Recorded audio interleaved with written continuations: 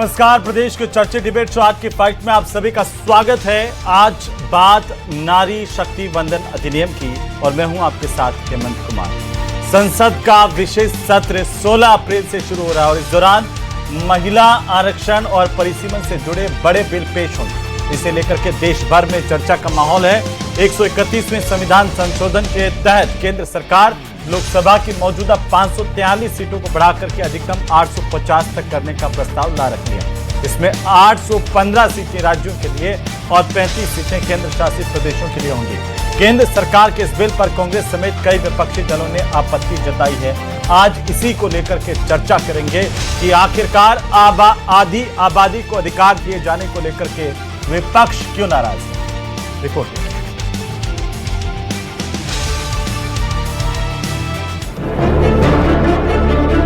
केंद्र सरकार ने नारी शक्ति वंदन अधिनियम पर चर्चा करने और उसे पारित करने के लिए 16 अप्रैल से 3 दिवसीय विशेष संसद सत्र बुलाया है। गुरुवार से शुरू हो रहे संसद के विशेष सत्र में 3 विधेयक पेश होंगे। 131वां संविधान संशोधन, नया परिसीमन कानून और दिल्ली, जम्मू कश्मीर और पुडुचेरी में महिला आरक्षण लागू करने के लिए संशोधन बिल। संविधान संशोधन बिल में लोकसभा की सदस्य संख्या 850 करने का प्रस्ताव भी है। सिर्फ सरकार का बिल नहीं है, ये ऑल पार्टी, सब पॉलिटिकल पार्टी और एक तरीके से पूरा देश का बिल है। देश के महिलाओं को लोकसभा और विधानसभा में जो जगह मिलने जा रहे हैं, ये किसी एक दल का मुद्दा हो ही नहीं सकता है। कई विपक्षी दल इसके विरोध में आवाज उठा रहे हैं।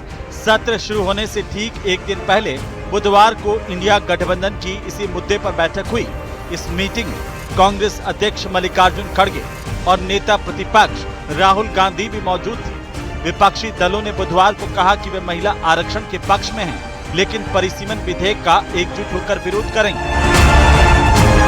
We all are in favor of women's reservation bill, but the way in which they have brought, for that we have got reservations, and it is politically motivated. राजधानी जयपुर के बिरला ऑडिटोरियम में बुधवार को प्रदेश स्तरीय नारी शक्ति वंदन सम्मेलन आयोजित किया गया। कार्यक्रम में बड़ी संख्या में महिलाओं ने भाग लिया। मुख्यमंत्री भजनलाल शर्मा ने अपने संबोधन में नारी शक्ति वंदन अधिनियम को सिर्फ कानून नहीं बल्कि सामाजिक समानता की दिशा में बड़ा बदलाव बताया।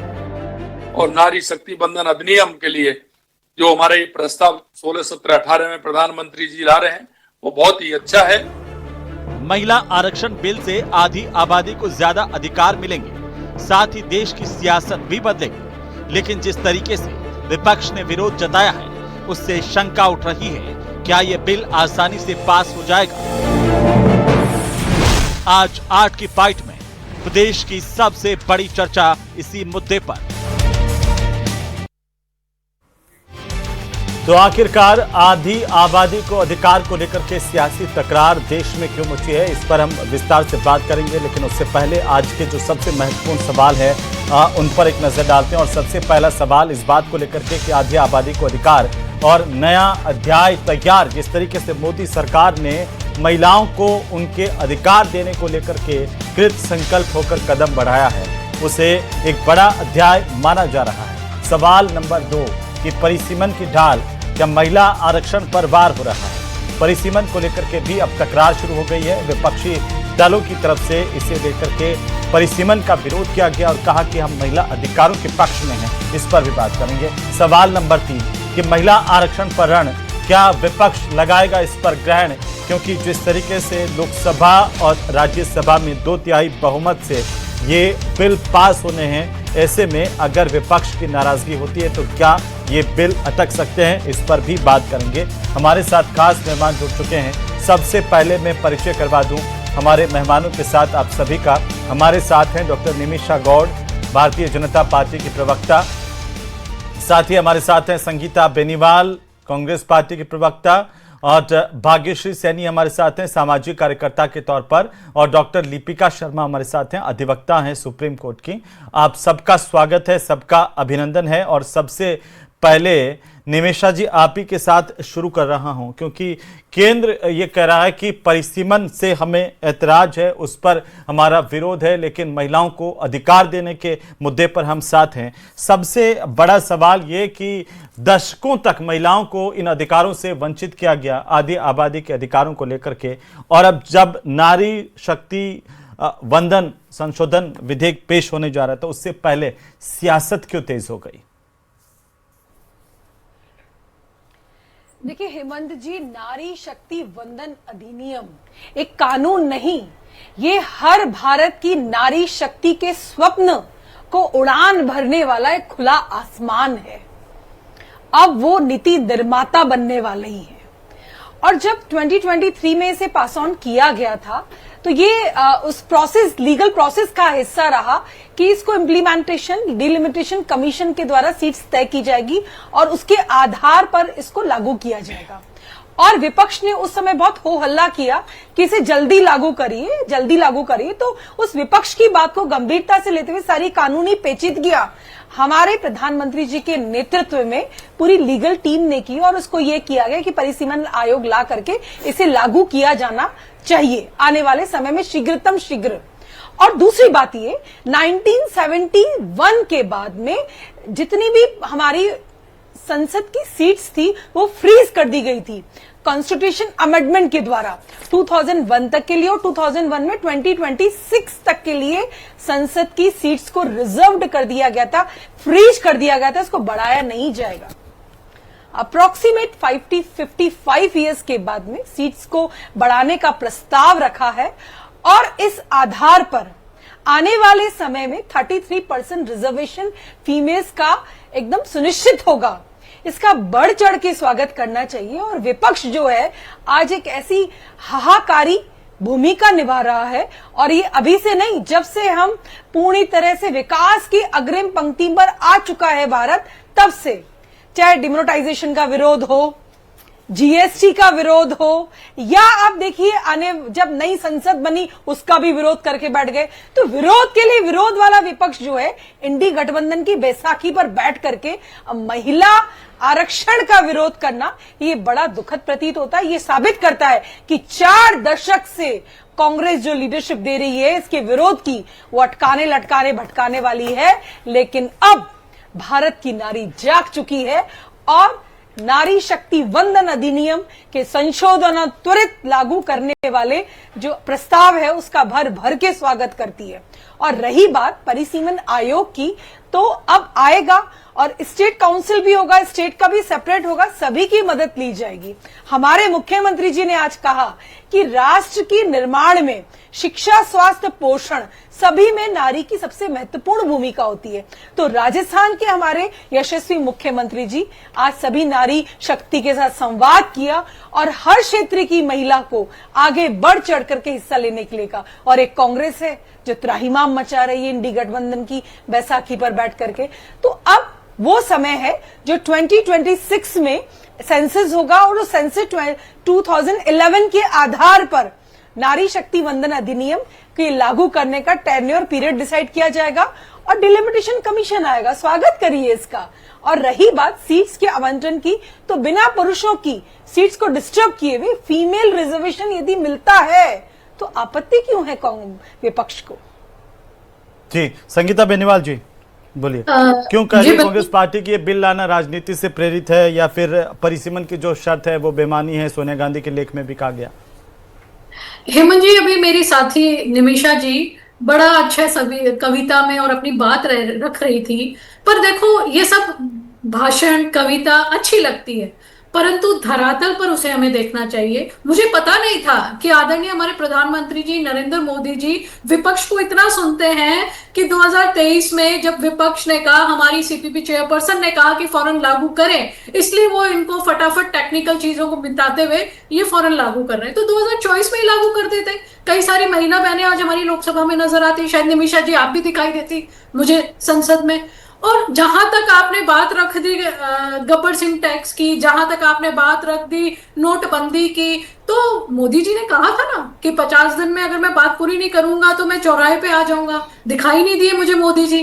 और काले धन का क्या हुआ उसका भी विस्तृत जानकारी मोदी जी ने हम लोगों को नहीं दी। देश जवाब मांग रहा था, ठीक है। और इसलिए मैं कहना चाहती हूँ कि बिल्कुल बिल का स्वागत है। मैं खुद एक महिला नेत्री हूँ, पार्टी ने मुझे बहुत मौका दिया है, परंतु हमारा इतना सा कहना है कि सबको उनकी भागीदारी मिलनी चाहिए।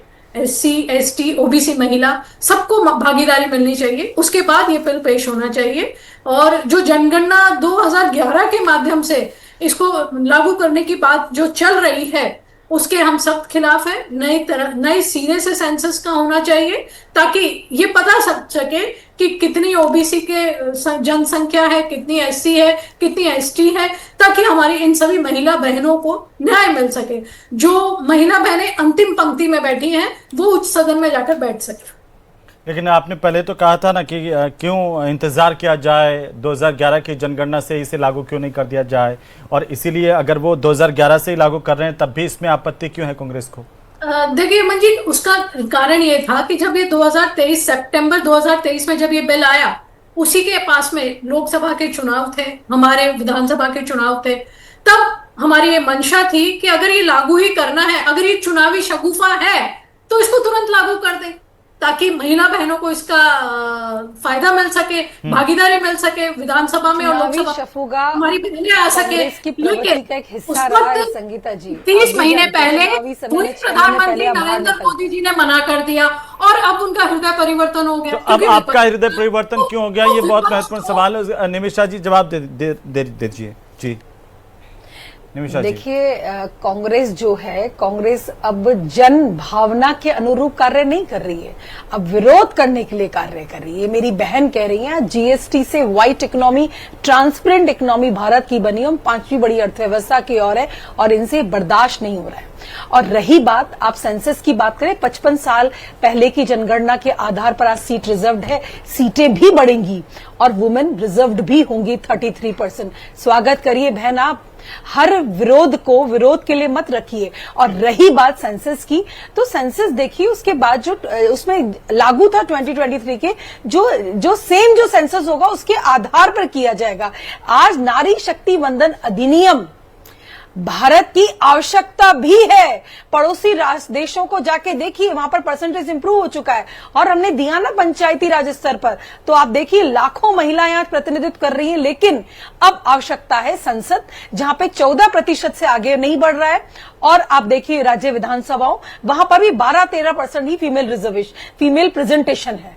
तो हम सीधा 33% पर जाएंगे, 4% से चालू हुए थे, 33 पर जाएंगे। तो स्वागत करिए आप। अब आप विरोध के लिए विरोध नहीं करके, आप पार्लियामेंट में सेशन स्टार्ट होगा 16 से, पार्टिसिपेट करिए, अपनी पार्टी को बताइए कि परिसीमन आयोग आवश्यकता है, सीट डिसेंट्रलाइज करने के लिए, डिसाइड करने के लिए, उसमें प्रेजेंटेशन होगा, वहां पर जाके अपनी बात करिए कि हमें इस सीट पर चाहिए। तो वो एक आवश्यकता है, एक लीगल प्रोसेस से बचने की जगह एकमात्र विरोध करना, और अटकाया ही ना आपने।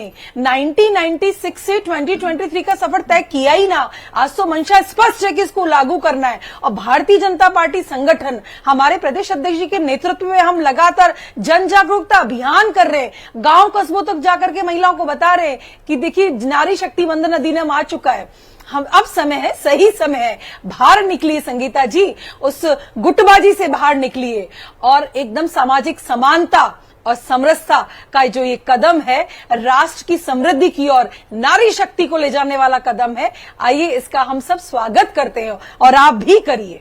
जी देखिए, भारतीय जनता पार्टी को इस मामले में तो PhD और माहिर है, करते कम है दिखाते ज्यादा है। तो मुझे पूरा विश्वास है, आपने गांव गांव ढाणी ढाणी बताया होगा नारी शक्ति बिल, लेकिन आपने उन महिलाओं के लिए क्या सोचा जो गांवों में है, ST समाज से आती है? बताती हूँ आपको महिलाओं के लिए क्या क्या, संगीता जी आपको सुनना होगा।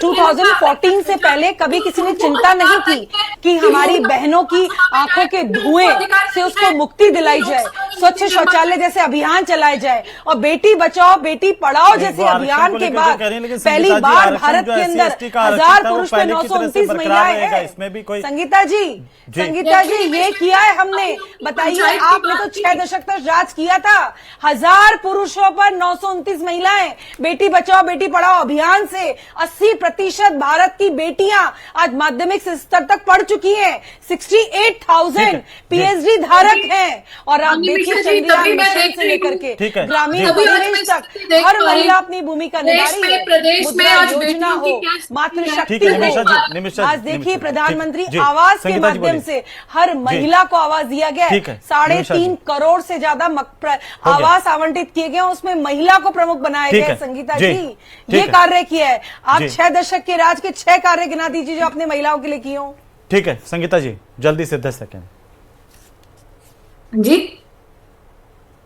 वो कह रहे हैं कि हमने जितना काम किया है महिलाओं के लिए और ये जरूरी वक्त है, यही वक्त है। फिर कब आखिर इतने सालों से अटका हुआ था, लटका हुआ था, अगर उनकी सरकार प्रतिबद्धता से इसे अमली जामे तक पहुंचा रही है तब आपको दिक्कत क्यों होती है, क्यों परेशानी होती है? मैं देख पा रही हूँ ना, जिस तरह से गैस सिलेंडर की बात हुई थी, स्मृति ईरानी जी सड़क पे बैठी मिलती थी और कहा था कि महिलाओं के नाम पर गैस सिलेंडर दिए जाएंगे, कनेक्शन। आज वही महिला सड़कों पे खड़ी हुई है लाइन में, उन्हें गैस सिलेंडर नहीं मिल पा रहा है।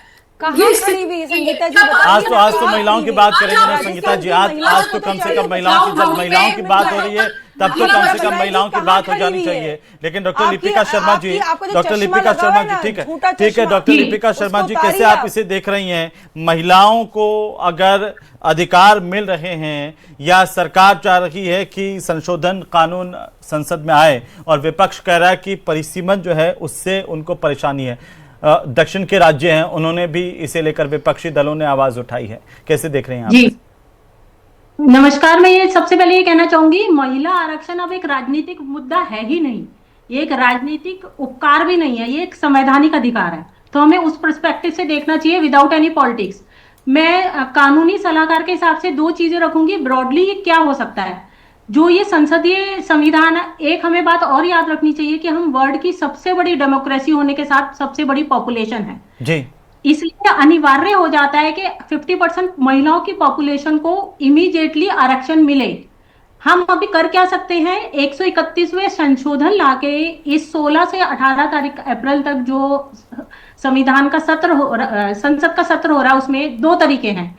एक तो हम ये कर सकते हैं, राज्यों की कुल सीटों का बंटवारा नहीं करें और जैसा है वैसा रखें, किसी राज्य की कोई सीट कम या ज्यादा ना करें और केवल राज्य के भीतर ही ये तय किया जाए कि 33% महिलाओं की कौन से एरिया में सीटें रिजर्व करी जाएंगी। दैट इज कॉल्ड अ जितनी सीटें हैं उसी में से आप कह रही हैं।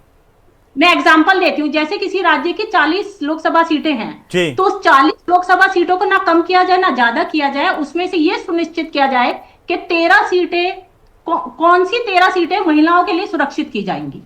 एक तरीका संविधान में, कानून में तरीका संशोधन लाने का ये हो सकता है। इससे दक्षिण भारत के राज्यों को ये डर नहीं होगा कि उनकी सीटें कम हो गई और उत्तर भारत के राज्यों को ये बिल्कुल भी शिकायत नहीं हो सकती कि उनकी आबादी के हिसाब से उन्हें सीटें नहीं मिली। एक तो ये तरीका हो सकता है कि जो है वैसा ही रहने दें, उसमें 13% सुनिश्चित कर लें। दूसरा तरीका है जो हम डिस्कस अभी कर चुके हैं, शुरू में आप बता चुके हैं कि सीटें बढ़ा दी जाएं। जैसे अभी 543 सीटें उनको बढ़ा के 816 या 850 सीटें करी जाएं और वो जो बढ़ी हुई सीटें हैं उन्हीं में से 33% सीटें महिलाओं को दे देनी चाहिए, जो वर्तमान सांसदों की सीटों को कम किए बगैर लोकसभा की कुल सीटों को बढ़ा के दिया जाएगा।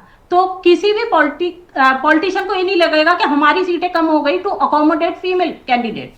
तो अगर आप वो बढ़ा देते हैं और 33% कर देते हैं। एक चीज मैं यहाँ पे बहुत जरूरी कानूनी पक्ष के हिसाब से बताना चाहूंगी, जो डिलिमिटेशन प्रोसेस होता है, परिसीमन के लिए आप जो संगठन सुनिश्चित करेंगे उसकी पावर्स संविधान में अनलिमिटेड है। You can not challenge it even before the supreme court. Supreme court के सामने बहुत ही लिमिटेड वे में आप वो डिसाइड कर सकते हैं, तो वो भागा दौड़ी में किए जाने वाला मुद्दा हो ही नहीं सकता। तो 2029 के इस टाइम आप क्या कर सकते हैं, संशोधन करिए और 2029 में महिलाओं को रिजर्वेशन देने के लिए लिमिटेड डिलिमिटेशन करें। जितनी सीटें हैं उसमें ही सिर्फ ये सुनिश्चित करने के लिए आप सेंसस करें कि कौन सी सीटें महिलाओं को दी जा सकती हैं और महिलाओं का जो भी आरक्षण होगा, जैसे पंचायत में होता है वो रोटेशन पे ही होता है, अलग अलग सीटों पे रोटेट करेगा, वही यहाँ पे फॉलो होगा। जी देखिए जी, मैंने कहा अगर हम कर देते हैं, जो मैं दोबारा बोलना चाहूंगी कि हम सबसे बड़ी डेमोक्रेसी है दुनिया की, तो अगर हम ये सुनिश्चित कर देते हैं कि 2029 में हम ये लागू कर दें तो लोकसभा सीट तो महिलाओं को 33% देना संविधान का वादा पूरा होगा। ये कोई राजनीतिक उपकार नहीं होगा और संघीय संतुलन बना रहेगा। संघीय संतुलन मतलब सब राज्यों को लेकिन विपक्ष को तो बराबर आपत्ति है ना परिसीमन से, संगीता जी। परिसीमन लिमिटेड, आप कंप्लीट परिसीमन इतने ड्यूरेशन में कर ही नहीं सकते। लिमिटेड परिसीमन इतना लिमिटेड के एग्जिस्टिंग सीट्स पे ये सुनिश्चित करना कि कौन सी 33% महिलाओं के लिए रिजर्व की जाएंगी, बस वो।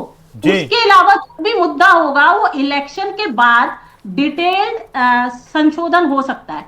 अभी लिमिटेड संशोधन करके हम बिल्कुल और बहुत ही लीगल तरीके से संविधान में संशोधन करके हम ये पारित कर सकते हैं। जी संगीता जी, इस पर तो आपत्ति है ना विपक्ष को? नहीं, विपक्ष चाहता है कि परिसीमन हो, जातिगत जनगणना हो, उसके बाद तो ये तो लटकाने वाली बात ही होगी ना कि कब जातिगत जनगणना होगी, और उसके बाद में इतने सालों से, इतने दशकों से वही बात तो आ रही है। पहले किस वजह से अटका हुआ था? पहले इसी वजह से तो ओबीसी वाले फैक्टर की वजह से ही तो अटका हुआ था। तो फिर हम देंगे कब? हेमंत जी, लटकाने वाली बात तो हो ही नहीं सकती। 30 माह पहले जब ये बिल पास हो गया था तो 3 साल तो वैसे ही खराब कर दिए भारतीय जनता पार्टी ने। अगर डिलिमिटेशन करवा दिया, देर आए दुरुस्त आए, उसमें भी परेशानी क्यों होनी चाहिए भाग्यश्री सैनी जी? अच्छी बात है, अब तो आ रहे हैं ना, अब जब भी चार आते हैं तब दशक आप आ कहते गया। हैं कि अभी नहीं आना चाहिए। जब आए तब अच्छे आए, स्वागत है। शासन किया है, चलो आए तो सही, 3 साल बाद ही के सही, साथ में 60 पर आए साल तो शासन सही। किया है। जी ठीक है भाग्यश्री जी, भाग्यश्री जी। 4 बार सेंसस हुआ है। आए तो सही, कोई बात नहीं। तो फिर क्यों विरोध कर रहे हैं? 4 फिर क्यों हम विपक्ष ने चाहते कहा हैं कि हम इसका दोनों सदनों में विरोध और करेंगे? आपने अटकाया, ताकि सबको हासिल अपना नहीं होने दिया आपने। प्रतिनिधित्व मिल सके, न्याय हो सके। हम न्याय संगत बात 6 की बात। दशक तक पूर्ण बहुमत ठीक है की भाग्यश्री सरकार रही सैनी है। जी, संगीता जी, मत भाग्यश्री भूलिए जी, केंद्र में आपकी कितना जरूरी है संशोधन तो ये किया था संशोधन आपने, और महिलाओं लेकिन को फ्रीज उनके कर दिया अधिकार था देना इस सीट्स को वक्त 2026 के लिए। ठीक है मैडम जी, भाग्यश्री जी। देखिए, हम महिलाओं को तो जो अधिकार है बाय बर्थ कॉन्स्टिट्यूशन भी देता है, लेकिन अगर हम ग्राउंड पे देखें तो वो तस्वीर हमें बहुत अलग दिखती है। और इंडिपेंडेंस के इतने सालों बाद भी जो पॉलिसी मेकिंग इंस्टीट्यूशंस है, संसद या विधानसभा, वहां पे महिलाओं का जो पॉलिटिकल पार्टिसिपेशन है वो ना के बराबर ही है, 12% 14% के करीब। तो मैं तो ये मानती हूं कि कोई भी सरकार, अगर कांग्रेस होती तो उसको भी अप्रिशिएट किया जाता, अगर बीजेपी है, किसी भी सरकार ने महिलाओं की इस चीज को सोचा है और महिलाओं के पॉलिटिकल पार्टिसिपेशन, जो कि एक पुरुषों का वर्चस्व वाला क्षेत्र माना जाता था, उस और अगर पहल की है तो मैं तो इसका वेलकम ही करूंगी। हाँ, बहुत सारी कमियां हैं, जैसे विपक्ष की हम लोग सोचिए कि उनको बहुत सारे इश्यूज है, ठीक है, देर आए दुरुस्त आए वो हो जाएंगे। हम लोग बोलते हैं ना कि एक परफेक्ट सॉल्यूशन से बेहतर एक स्ट्रॉन्ग आधार की हम लोग लेके आ रहे हैं। तो मैं तो मानती हूं कि बहुत ही बढ़िया बिल है और इसका स्वागत होना चाहिए। बहुत से कॉम्प्लिकेशंस है, आते हैं, कोई भी चीज परफेक्शन के साथ नहीं आती कि हम लोग वेरी फर्स्ट डे सोचे कि वेरी फर्स्ट डे हम लोग इस चीज को बहुत परफेक्ट कर देंगे। ठीक है, कहीं और ये कदम लिया तो गया, आने वाले टाइम में इस चीज को सुधारा भी जा सकता है। और विपक्ष जो है, उनकी भूमिका है कि भाई उनको कोई भी चीज है, सरकार सत्ता पक्ष कुछ भी ला रहा है तो उसमें उनको कमियां निकालनी है, ठीक है, वो भी अपना रोल बखूबी निभा रहा है। लेकिन होलसम में मैं ये बोलूंगी, इस देश की, इस प्रदेश की जितनी भी महिलाएं हैं उनके लिए बहुत बेहतरी के लिए है और इस चीज का वेलकम होना चाहिए। संगीता जी, ये राज्यसभा के आप ही की पार्टी के सांसद है कपिल सिब्बल, उन्होंने कहा कि 2029 के लोकसभा चुनाव का राजनीतिक फायदा लेने के लिए सरकार ये कर रही है। देखिए, ये कपिल सिब्बल जी का पर्सनल स्टेटमेंट है, मैं इस पे क्या बोल सकती हूँ। पार्टी का स्टेटमेंट नहीं है, कपिल सिब्बल जी का स्टेटमेंट। पार्टी का स्टेटमेंट क्या है? क्या आप साथ हैं दोनों सदनों में इस बिल को लेकर के? 2023 में ही हमारी सीपीपी चेयरपर्सन ने सदन में कहा था कि मैं इसका समर्थन करती हूँ। हमारे आदरणीय प्रतिपक्ष नेता राहुल गांधी जी ने कहा था मैं इसका समर्थन करता हूँ। तो दोनों की तरफ से आज आपकी पार्टी की बैठक हुई जिसमें मल्लिकार्जुन खड़गे का बयान आया और मल्लिकार्जुन खड़गे ने कहा कि सरकार इसे राजनीतिक कारणों से आगे बढ़ा रही है। अब आप इस पर इसको लेकर के इसको भी पॉलिटिक्स में फंसाना चाहते हैं? देखिए, किसी भी कारण से आगे तो बढ़ रहा है ना, भला तो महिलाओं का ही हो रहा है ना, आप सभी महिलाओं का, इस देश के महिलाओं का ही भला हो रहा है ना। बिल्कुल हो रहा है, लेकिन राजनीतिक मुद्दा है ही, मैं कहना चाहूंगी ये संवैधानिक मुद्दा है, ये संवैधानिक अधिकार है। और मैं एक चीज बोलना चाहूंगी, नहीं, आप ये प्रधानमंत्री जी ने जो चर्चा की संगीता जी पूरा कर ले, फिर इसके बाद में मैं आपके पास लोकसभा आऊंगा। अध्यक्ष एक एक करके जी, संगीता जी पूरा कर लीजिए जल्दी से। कि हम इसके पीछे ये नहीं देख पा रहे कि जो आज तक भारतीय जनता पार्टी की रीति नीति रही है कि SC, ST, OBC को नजरअंदाज करना, उस नजरअंदाज करने के लिए ये परिसीमन से डर रहे हैं, ये जातिगत जनगणना से डर रहे हैं। अगर आप डिजिटल जातिगत जनगणना करवाते हैं तो 1 साल के अंदर अंदर हो जाएगी 2027 तक। उसके बाद महिला आरक्षण बिल्कुल स्वागत योग्य निर्णय है। तो अभी तो कह रहे हैं कि जातिगत, अभी आप एक तरफ तो कह रही थी कि हम इसके साथ में हैं, दूसरी तरफ कह रहे हैं कि ये ऐसा करवाएंगे तब मतलब आपका स्टैंड क्या है, आप साथ हैं या नहीं है? हेमंत जी, स्टैंड तो 2023 में ही हमने समर्थन कर दिया था। अभी 2026 में जब 131वां संशोधन कल सदन में जाएगा तो आपका स्टैंड क्या है? महिला आरक्षण तो 2023 में ही कांग्रेस पार्टी ने उसका समर्थन कर दिया था जी। परंतु हम न्याय संगत बात कर रहे हैं, हम उस महिला की बात कर रहे हैं जो पिछड़े समाज से आती है, जो आदिवासी समाज से आती है, जो दलित समाज से आती है। हम चाह रहे हैं उन सबको भी न्याय मिले। निमिषा जी फाइनल कमेंट है। ऐसे देखिए 2/3 बहुमत अगर देखें तो राज्यसभा और लोकसभा, कैसे आप इसको पास करवाएंगे अगर विपक्ष का साथ नहीं मिला तो?